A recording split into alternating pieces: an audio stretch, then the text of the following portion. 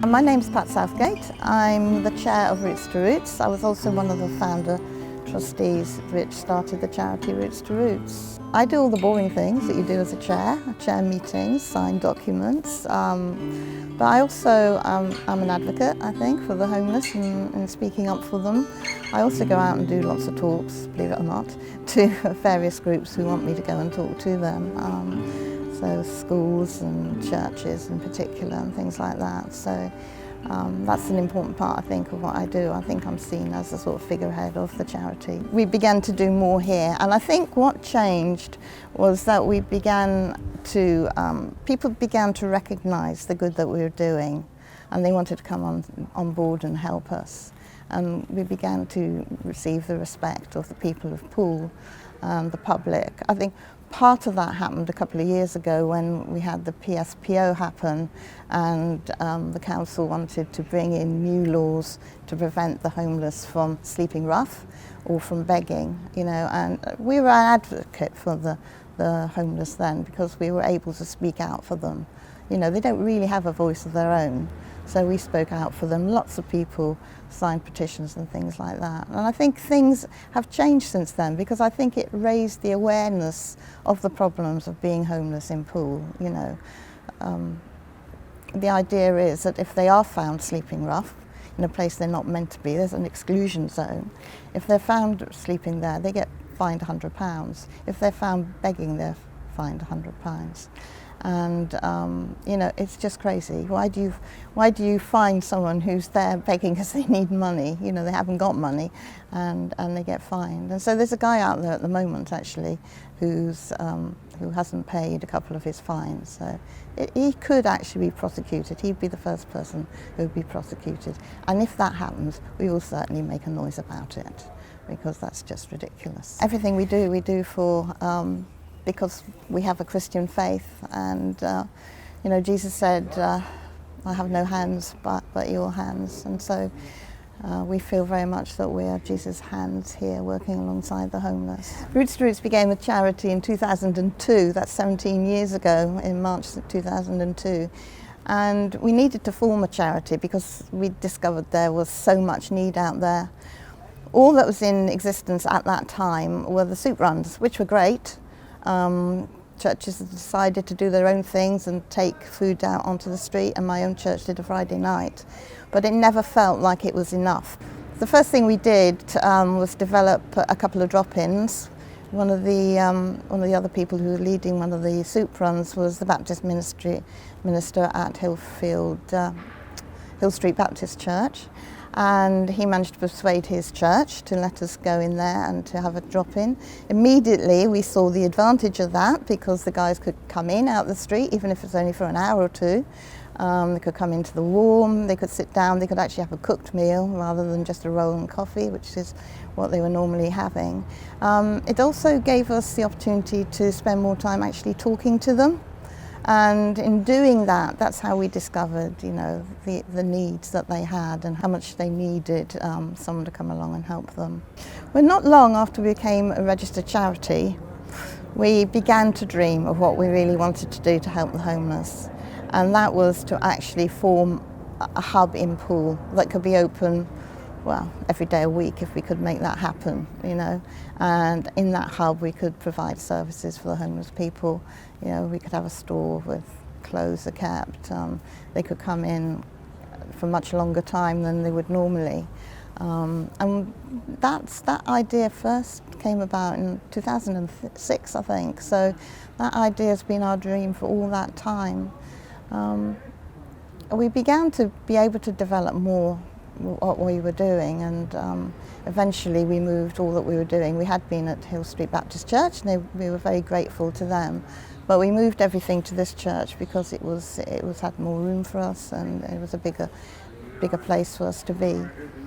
But much as we wanted to make that dream come true, you know, we still, even now, we still don't have the perfect place. We really need our own space in which to be this hub that would provide everything for homeless. They could come in every day, they could get off the street, they'd have somewhere they could go to the loo, they'd have somewhere they could have a shower. And okay, we do that now, but it's still quite limited. I'm really proud of where we are at the moment, but it doesn't mean that I'm not still anxious to do more. You know, I've still got that dream that we could maybe find that place where we could be open all the time and really provide for those who are in need. I just want to end with this last one because it's really important to me. There's a wonderful story in the Gospels about where Jesus' friend Lazarus dies and he doesn't get there. His sisters had called, Martha and Mary called for Jesus to come, and he doesn't get there in time. And we hear how Jesus stands at the tomb of Lazarus and he cries, you know. And then he pushes the stone away and he reaches his hand into that tomb and he says, Lazarus, come out and live. And I feel that's very much what we're called to do here. We're called to reach our hand into the tombs of those who are just entombed by their circumstances, be it their addictions or their mental health problems, their debts or whatever, you know. You know, it can be a really dark place out there, particularly for those who have mental health problems, you know. And I just feel that we're called to be that hand reaching and say, come out and live. Live the life that God always wanted you to live. And that's pretty much sums up what we're doing here, I hope. So one of the most extraordinary things that happened was a couple of winters ago now, I think, when we had the Beast from the East arrive. We were in the drop-in there, it was a Thursday, and I was like kind of blissfully unaware of what was going on outside. I think we could see the snow coming down and it seemed to be settling. And then I started getting text messages from my daughter, actually, or people saying, Mum, you know, don't even try to go home because you're not going to make it. You know, there's cars abandoned all over the place and, you know, the roads are far too dangerous and you just, you know, stay where you are. So, because the situation was pretty bad at that time, we, instead of packing up and going home, we just stayed here until it got fairly late. And we also encouraged, because we were here, we encouraged the guys to make sure they went to the emergency sleeping provision. But we eventually, I did say to Andrew, I said, you know, Andrew, I don't think you're going to make it up to Alder Road because that's where the severe weather provision was at that time. Oh no, we make it, we'll be all right, you know, because he has a big truck thing. But yeah, later on in the evening, my phone goes and he's saying, Pat, we can't get there. You know, do you think we can come back to Skinner Street and stay here overnight? So, quick phone call to the church leaders, and yeah, they were fine about it. And then the next morning, normally on a Friday, the Salvation Army provide a big breakfast for them.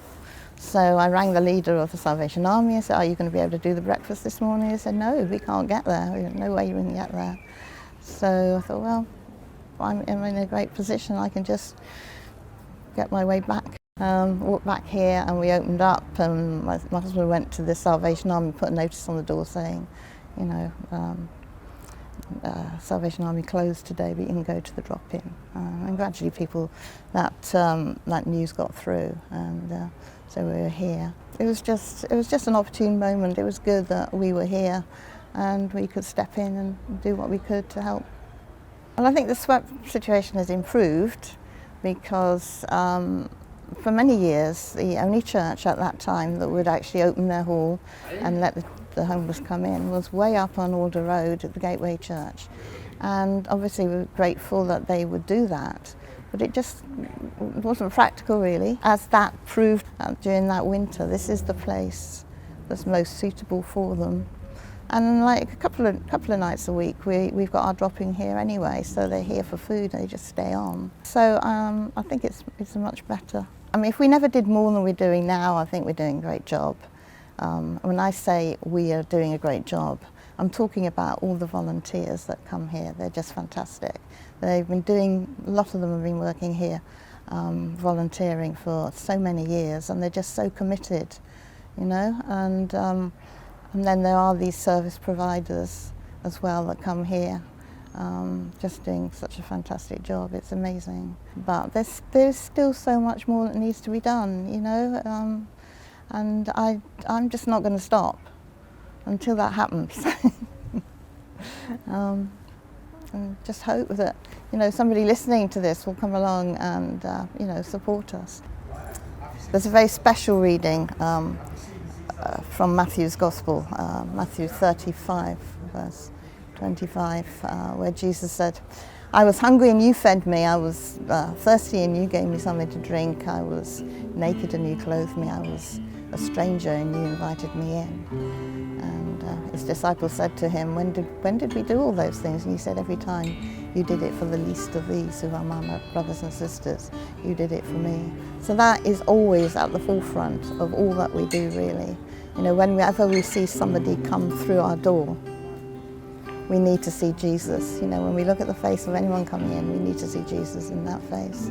Everything we do is because Jesus wants us to look after the homeless in that way.